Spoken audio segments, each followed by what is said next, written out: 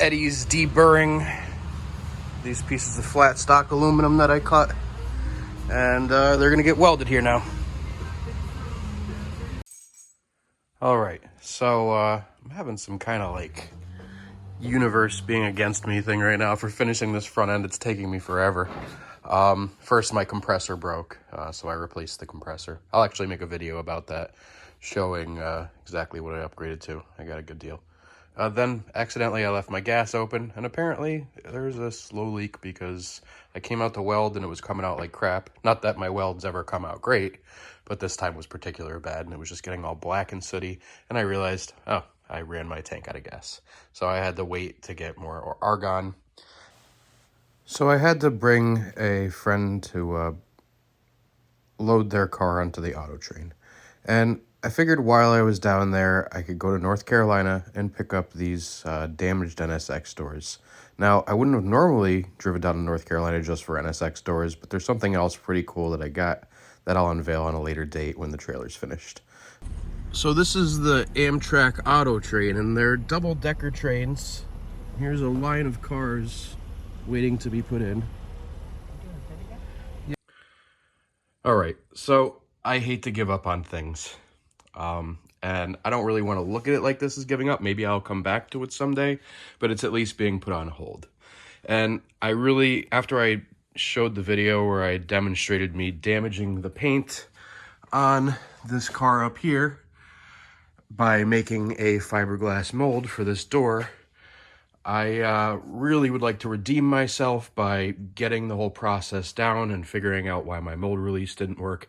And I'd like to do it again and use these doors that I made. They're extremely lightweight and they can work. However, I have to make another one on the other side, and I really don't want to risk damaging the paint. Plus the amount of time to get these to fit and mount onto the car, which I still haven't even figured out, can take a really long time. And just me going back and forth deciding whether I was going to buy doors or use this, this carbon fiber door, I decided to just bite the bullet and buy doors. Now, NSX doors can be up to $3,000 a piece, and that would be $6,000 for 2 doors that I essentially have to cut in half to fit onto this trailer. And there is no way that I was going to spend $6,000 on doors, so I looked for damaged doors, and I spent a while, and I got these for $300 each, so $600. The reason is they're all dinged up and scratched and dented, and if you can see, like, there's actually creases, and there's a lot going on here with dents and bodywork. But on top of that, this entire door is warped, curved. I don't even know how it happened. I'm kind of curious, actually, but the inside here is all caved in as well. I don't know exactly what happened, but yeah, this whole thing is bent. So these are perfect candidates for messed up aluminum NSX doors, so I'm going to cut them in half and they're going to go on there. It saves me risking damaging the paint on that car up there, and it also saves me a lot of time so that I can hurry up and finish this project finally, which seems to be taking a lot longer than anticipated. And that way me and Cassius can go cross-country with the trailer. So I'm looking forward to finishing this thing, finally pulling the trigger on doors and putting aside the carbon fiber door project for a while. I think it was the right decision. So that's what I'm doing. Now I'm going to figure out how to fit them on there, where exactly I'm going to cut them. I'm kind of thinking about changing my design a little bit. Originally, I was just going to have the door go up at an angle. Now I'm thinking I might cut it straight, and then I'll just make this top door part be an angle, so it'll go angled and then down. And it'll be a little less aerodynamic that way, but it will give me some more storage room. And I can always cut the angle later in the doors if I want, but I can't really uncut them. So I'm going to cut them straight up. And if I decide to later, I can cut an angle. So that's where we're at right now. I just wanted to provide a little update here. I got my battery box installed that I fabricated, painted black. It's not the prettiest, but it works. All right, I'm making fuse boxes for the trailer, and I actually don't like this one. I'm gonna buy a different style one off Amazon. And I started wiring up this on-off switch here for the battery. So when it's parked, I can just turn it off. And I will have access to that through the fuel door, along with an outlet for 120 with a power inverter. That'll all be accessible right through the fuel door. I'm gonna need to turn on some lights here.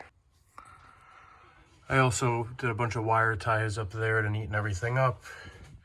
Got the battery bracket done, battery box, grounded the battery to the chassis. Over here, I grounded everything to here. I'm probably gonna move this air compressor. I don't really like where it is. And I got a battery isolator and I wired that up. And what that does is it draws voltage from both this battery in the trailer and the battery in the car. So if I have like a light or electric blanket or something up in the tent in this thing, and it starts to draw too much voltage or amperage, it'll actually shut off pulling amperage from the car battery automatically, and it'll just draw it from this way. That way when I wake up in the morning, I won't have a dead battery in the car. I'll still be able to start it. And it does it automatically at, let's see, cut in 13.3 volts is when it'll draw from both. If it senses that the car battery drops down to 12.8 volts, it turns it off automatically. So that's neat. And yeah, just kind of figuring out where I'm going to do everything. I'm trying to plan ahead and leave all this open because eventually I may be cutting all of this out and putting a floor down here for extra storage. So that's the plan. So I just got this 1,000-watt power inverter. It's pure sine wave, supposedly. It's obviously some Chinese-made thing, but I got it off Amazon. I think it was like $100, $110 or something. This is gonna go in the NSX trailer, and I'm excited to figure out how I'm gonna wire it up and everything. But what's neat about it is it came with this remote that I can keep in the tent with me, and it'll tell you how much you're using, how much battery is left for your input, all kinds of stuff. And you can turn it on and off from inside the tent. So that'll power this on and power it off. So that's pretty cool. I'm excited to see how this thing all plays out. Should be nice because if I'm ever using like fans or lights or an electric blanket or a refrigerator or whatever, I'll be able to monitor everything right from this. So. All right, everybody, thanks for watching. I appreciate you tuning in. I appreciate the support. Don't forget to like, comment, and subscribe below, and stay tuned for more videos coming shortly. I try to release one every week. Thanks.